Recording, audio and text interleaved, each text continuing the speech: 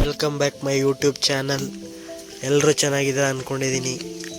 ಇವತ್ತು ವಿಡಿಯೋ ಮಾಡ್ತಾ ಇರೋದು ಕುಂಬಳದ ಗಿಡದ ಬಗ್ಗೆ. ಪಕ್ಕದೂರಲ್ಲಿ ಒಬ್ಬ ಯುವ ರೈತ 16 ಟನ್ ಬೆಳೆದಿದ್ದಾರೆ 1 ಎಕರೆಗೆ. ಇದ್ರ ಬಗ್ಗೆ ಇವತ್ತು ವಿಡಿಯೋ ಮಾಡ್ತಾಯಿದ್ದೀನಿ. ಸಂಪೂರ್ಣ ವಿಡಿಯೋ ನೋಡಿ, ಯೂಸ್ಫುಲ್ ಆಗಿರುತ್ತೆ ಯುವ ರೈತರಿಗೆ. ನೋಡಿ, ಇವರು ಈಗ ಬಂದ್ರಲ್ಲ, ಇವರು ಮಧ್ಯದಲ್ಲಿ ಇವರು ಜರ್ಮನಲ್ಲಿ ಕೆಲಸ ಮಾಡ್ತಿದ್ರಂತೆ. 1 ಲಕ್ಷ ಸ್ಯಾಲ್ರಿ ಇತ್ತಂತೆ. ಅದು ಬಿಟ್ಟು ಕೃಷಿಗೆ ಬಂದಿದ್ದಾರೆ, ಏನೋ ಮಾಡ್ಬೇಕಂತ. ನೋಡಿ, ರಾಜ ನಾವಿದ್ದೆ ಮನಗದಾಗಲೇ ಇದು ನನಗೆ ಇದು ಇಷ್ಟ ಆಗದೆ. ನನಗೆ ಪ್ಲಾನ್ ಮಾಡಿದೆ ಇದರಲ್ಲಿ ಸ್ಥಳ ಊರನ ಅಂತ. ಇನ್ನೂ 1 ವರ್ಷ ಇದೆ, ಒಟ್ನಲ್ಲಿ ಸ್ಥಳ ಊರೇ ಊರ್ತೀನಿ ಇದರಲ್ಲಿ ಅಷ್ಟೇ. ನಾನು ಹೇಳೋದು ಸರ್, ಇದು ನಾವು ಬಂಧುಗಳು, ನಮಗಿಂತ ನೀವು ಅಧಿಕಾರಿ.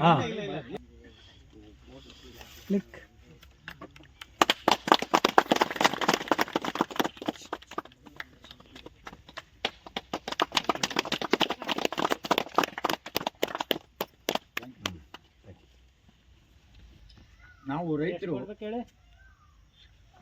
ಯಾವುದೇ ಬೆಳೆಗಳನ್ನು ಬೆಳೆದರೆ ಆ ಬೆಳೆಗೆ ಬೆಳೆದಂಥ ಕಾಲದಲ್ಲಿ ಅದಕ್ಕೆ ಸೂಕ್ತವಾದಂತೆ ಬೆಲೆ, ಉತ್ತಮವಾದಂತೆ ಬೆಲೆ ಸಿಕ್ಕಿದಾಗ ಮಾತ್ರ ರೈತನಿಗೆ ಒಂದು ತೃಪ್ತಿ, ಸಮಾಧಾನಕರವಾದಂಥ ಸ್ಥಿತಿ ಸಿಗುತ್ತೆ. ಯಾವುದೇ ಬೆಳೆ ಬೆಳೀಲಿ, ಕುಂಬಳವನ್ನೇ ಬೆಳೀಲಿ, ನಾವು ತೆಂಗನೇ ಬೆಳೀಲಿ, ಅಡಿಕೆನೇ ಬೆಳೀಲಿ, ಯಾವ ಬೆಳೆಯನ್ನೇ ಬೆಳೀಲಿ.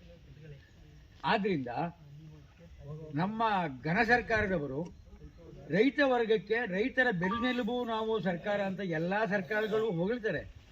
ಆದರೆ ಅವರು ರೈತರ ಬೆನ್ನು ಮುರಿಯುವಂತ ಆಲೋಚನೆ ಮಾಡ್ತಾರೆ. ನಾವು ಒಂದು ಇಲಾಖೆಯಲ್ಲಿ ಸೇವೆ ಸಲ್ಲಿಸಿ ನಿವೃತ್ತರಾಗಿದ್ದೀವಿ. ಎಲ್ಲ ಆಂಗಲಲ್ಲೂ ಎಲ್ಲ ವರ್ಗದಲ್ಲೂ ನೋಡಿ ನೋಡಿ ನಾವು ಸಾಕಷ್ಟು ಅನುಭವ ಪಡೆದುಬಿಟ್ಟಿದ್ದೀವಿ ಅದರಲ್ಲಿ.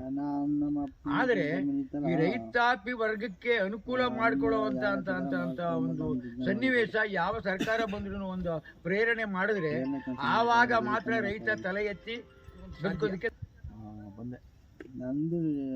ತನ್ನ ಸರ್ವಸ್ವವನ್ನೇ ತ್ಯಾಗ ಮಾಡ್ತಾನೆ ರೈತ. ಹೊರಗಡೆ ದೇಶದಲ್ಲಿ ಕೆಲಸ ಮಾಡಿ ಈ ವ್ಯವಸಾಯವನ್ನ ಅವಲಂಬಿಸಬೇಕು ಅಂತ ಬಹಳ ಆಸಕ್ತಿಯಿಂದ ಅವರು ಮಾಡ್ತಾ ಇದ್ದಾರೆ.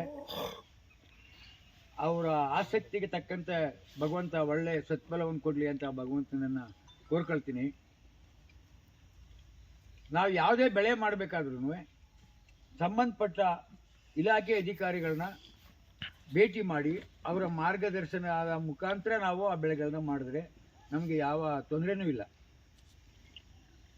ಕಾರಣ ಏನಂದರೆ, ಯಾವ ಕಾಲಕ್ಕೆ ಯಾವ ರೀತಿ ಒಂದು ಔಷಧೋಪಚಾರ ಮಾಡಬೇಕು, ಯಾವನ್ನು ತೆಗೆದುಕೊಂಡು ಈ ಬೆಳೆಯ ಅಭಿವೃದ್ಧಿಯನ್ನು ಮಾಡೋದಕ್ಕೆ ನಮ್ಮ ಸ್ನೇಹಿತರಿಗೆ, ನಮ್ಮ ಬಂಧು ವರ್ಗರಿಗೆ ಬೇರೆ ರೀತಿಯಲ್ಲಿ ಪ್ರಚಾರ ಕೊಟ್ಟು ಈ ಬೆಳೆಯನ್ನು ಮಾಡಬೇಕು ಅಂತ ನನ್ನಿಂದ ವೈಯಕ್ತಿಕವಾಗಿ ತಮ್ಮಲ್ಲಿ ನಾನು ಕಳಕಳಿಯಿಂದ ಕೇಳ್ಕೊಳ್ತೀನಿ.